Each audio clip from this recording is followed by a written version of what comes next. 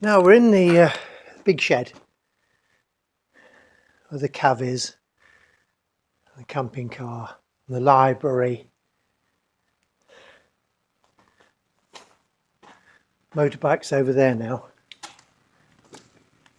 because the tractor is in the car garage because we sold one of the old cars. Now then, I've got the microphone going. I've got a chair because I find, that if I sit down for a bit, then it's I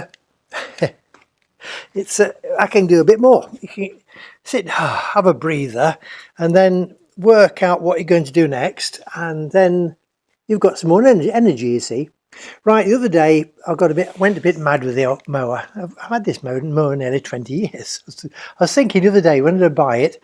I bought it in about 2008 or 9, second hand, for about €500.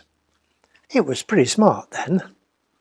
I suppose if I wash it, I never have washed it, it'd be pretty smart now, but it's what is it, Mountfield or something in England it would be. Side discharge, deck goes up, deck controls at that side, look. 12 horse engine, actually it's a boss of the job, that is. Very simple thing, nothing complicated like a lot of modern mowers. Simple controls. I'm going to do a bit of this in the winter when I take the deck off again. I had the deck off about 3 years ago, but it does get some hard work. And I went down a piece of ground at the side of the house the other day. I went a bit mad. I was cutting the road. We've got a little green lane at the side of the house where you drive in and out.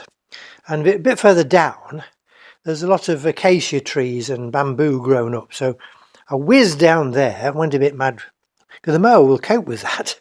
It'll cut some young acacias and bamboo. Anyway, the tyres didn't like it, and I picked up several punctures. I got a bad one on this side. I didn't picture that repair. These are only 2-ply tyres, These are the same tyres as I had. Look at the cracks. These are the same tyres as were on it when I bought it. I mean, you don't wear them out. Yeah, I suppose. There's the repair. There's a lump sticking up in the tyre, just there. Let's get the pokey end, get the end that isn't the pokey bit. Back tyre, there it is. It's a bit of rubber sticking up. I haven't actually cut that off yet. I could cut that off, but it's got a triangle a bit at the top, and there's in it. You squeeze it, and it's a bit like a dumbbell. And the same inside, and you poke it in with a tool and put lots of rubber cement in it, and it was a big hole. I mean, it was a young acacia tree, went straight through the tyre. That's better, look, you can see it better now. Went straight through the tyre, made a big hole. You can see the size of the end of the pen. Well, it's bigger than that.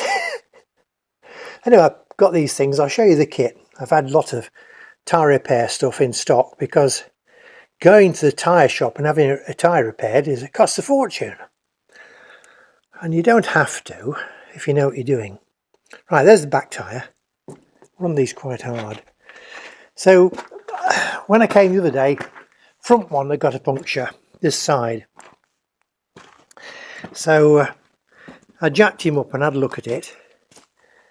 It isn't just one. I mean, we've been running over some brambles and things. And of course the acacia is prickly. So I've marked them, we've got one there.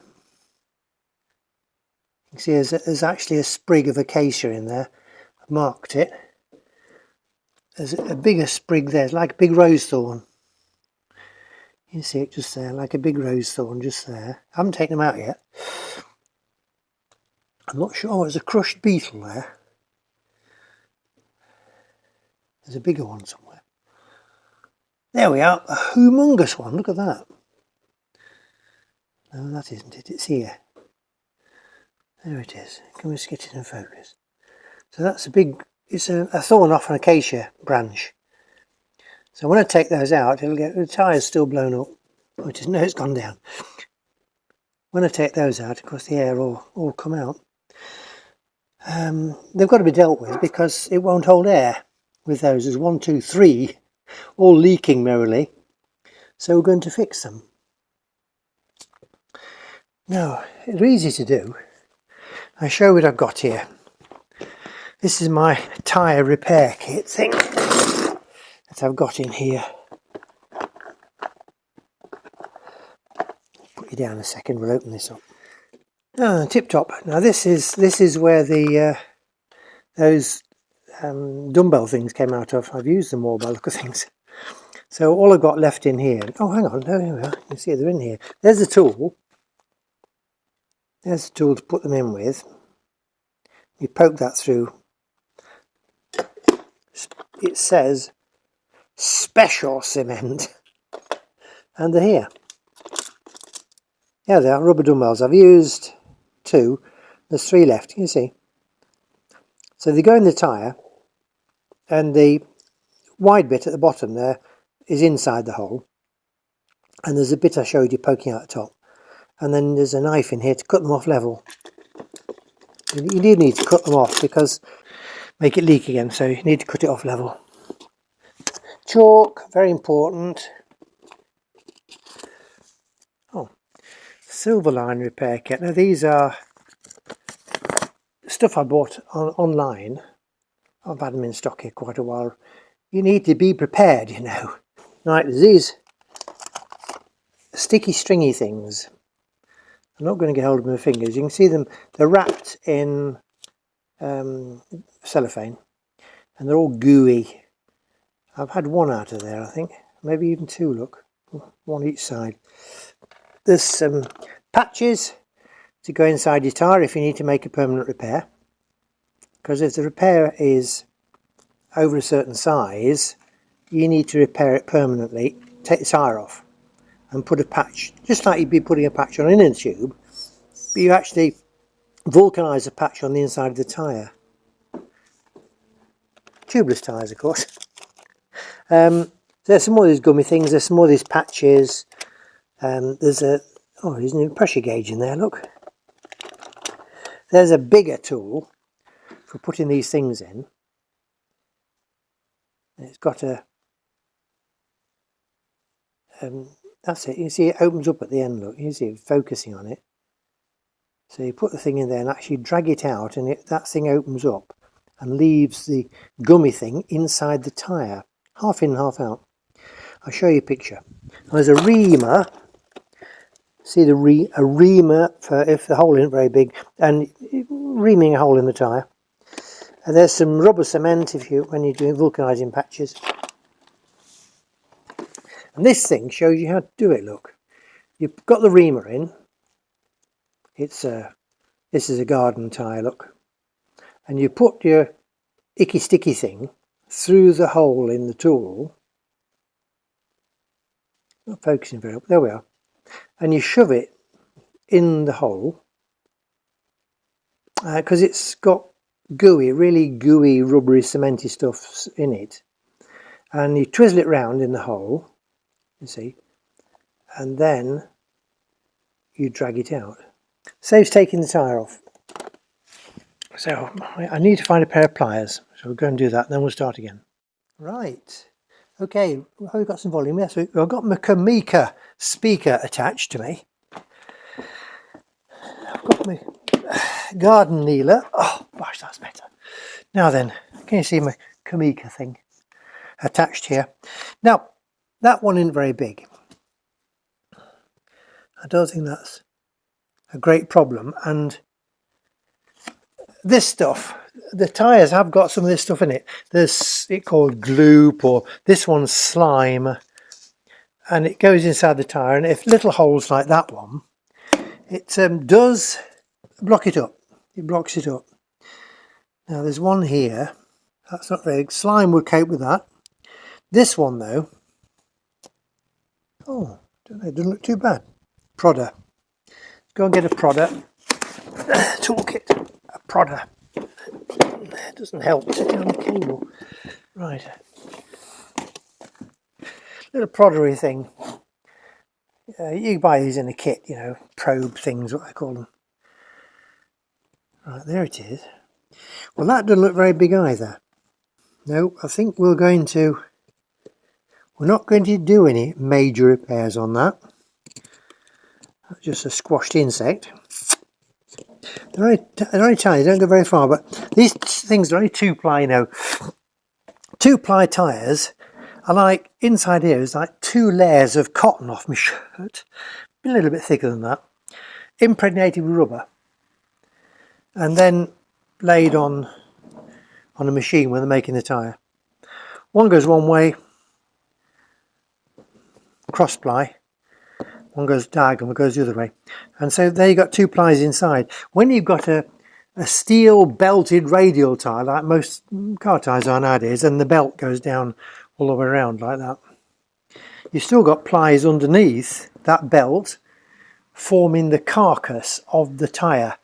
But they're made of rayon or some man-made fibre impregnated in rubber. And a 4-ply tyre, which is what most car tyres are, has got 4 layers of this material impregnated in rubber, laid on, one that way, one that way, one that way, one that way, 4 times. And then that creates, and it's all on the machine that builds the tyre, and it goes right down to the beads, because the beads are made separately, the wire beads, again coated in rubber. And then the belt, the radial belt, goes around the top here. And Michelin, of course, had the patent for steel belted radial tyres, and everybody has to pay them. Well, they did, I think. I don't think they've probably run out now. But initially, we had to pay Michelin for the pleasure of making steel belted radial tyres. Other manufacturers in the 1960s made fabric belted radial tyres, crossed like that, on top of the original carcass. Makes the tyre perform a lot differently. Now we're going to put some gloop in here though. Where's the valve? Here's a valve. We'll take the valve out. We're not going to use this today. I think the gloop will cope. I should have shown you that big horrible repair on the back. No doubt the time will come when I've got to do one like that, and I'll show you it. In the meantime, this is my tyre box. It's got valves, valve keys, another valve key, puncture repair kits for inner tubes, things for blowing up kids' balls and dogs' footballs and stuff like that, some rubber solution, valve caps, new valves, piece of chalk, all kinds of stuff. And in the bottom here there's stuff for doing joining air hose and stuff like that in the bottom. Right, let's see if we can get this valve out. It's obviously had some gloop in before.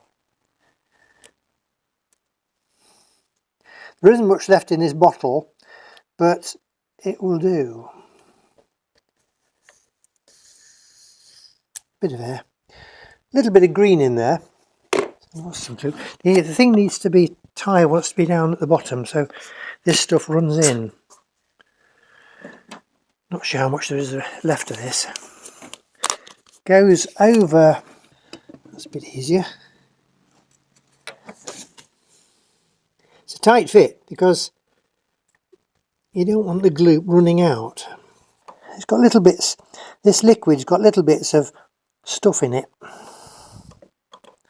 There we are, persisting right down to the bottom of the thread. So got little bits of stuff in this, little black bits, which is what, there you can see them in the tube. It's what goes to fill in the hole. So you get a puncture, and we're going to run it into the tyre, look. There ain't much in the bottle.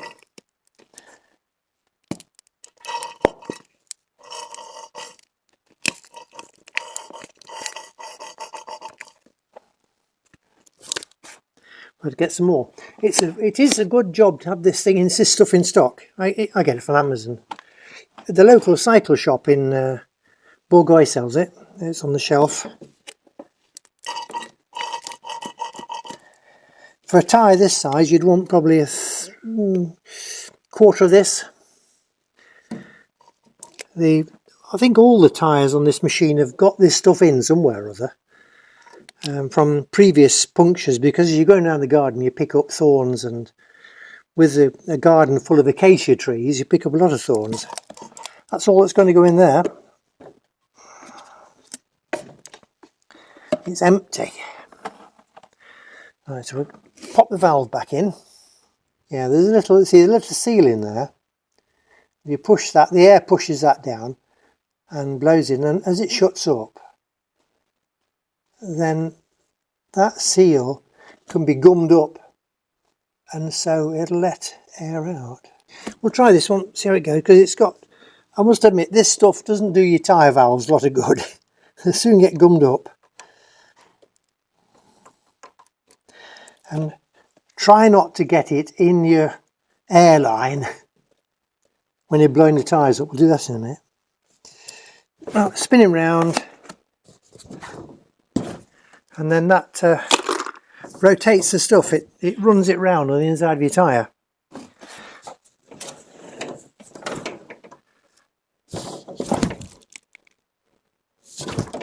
While we've got this jacked up, I'm going to put some bit of white grease in here. The bearing runs well, doesn't it? Just get a bit of white grease.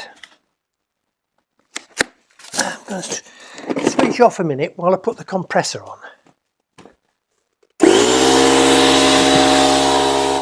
Gosh, that's cramp in my leg. In there, put some white grease there, put a drop more in, just to help lubricate it a bit. It's had some penetrating oil in there, and then to keep it, keep it lubricated. Now, get the airline and blow your tyre up. Compressor's handy, which is, I'll show you the compressor in a minute. A little portable compressor. I bought it at a local DIY shop that had a special offer.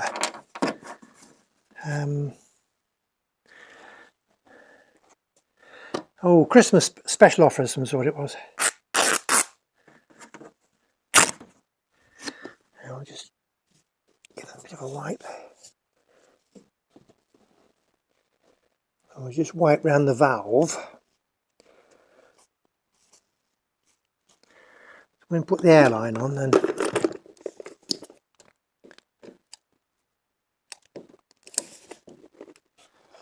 these things aren't easy, are they?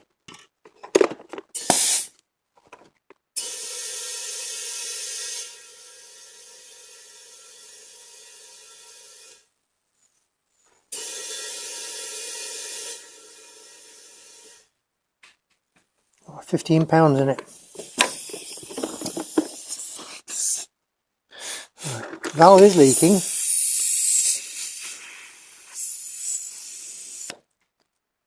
There we are. Just get the tool that you tighten the valve up with and just prod it inside the valve and lift it up, and it stopped it leaking.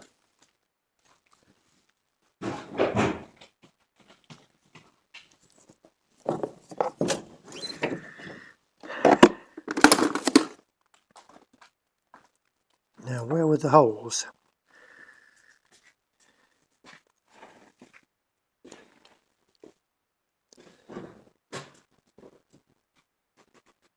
There's nothing there coming out. Nothing there. That gloopy stuff's quite good, you know. Little bottle with some soapy water is better than my spit. There we are. That sorted it for the moment. Better get some more slime.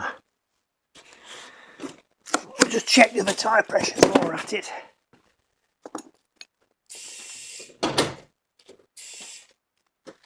There's 20 in that one.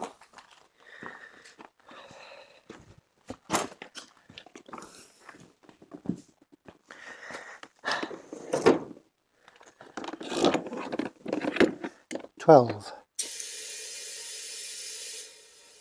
bit more air helps the steering.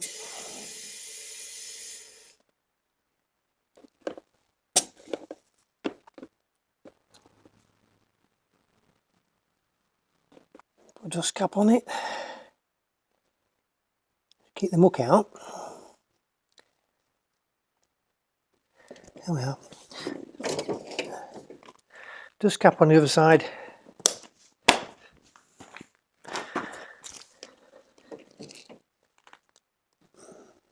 And just check the pressure on this one at the back where we did that repair. See what there is in it.